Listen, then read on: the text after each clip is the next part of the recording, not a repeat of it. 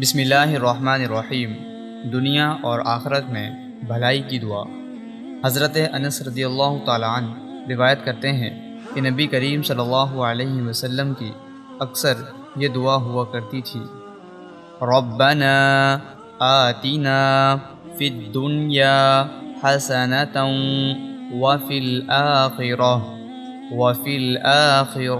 حسنۃ وقنا عذاب النار۔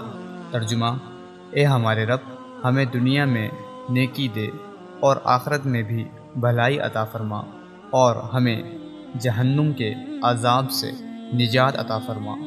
یہ دعا قرآن پاک کے اندر بھی موجود ہے اور حدیث کی کتاب صحیح مسلم اور صحیح بخاری کے اندر بھی۔ اس دعا کو پڑھنے کا اہتمام کریں، کوشش کریں کہ دن میں کم از کم ایک مرتبہ تو اس دعا کو لازمی پڑھیں۔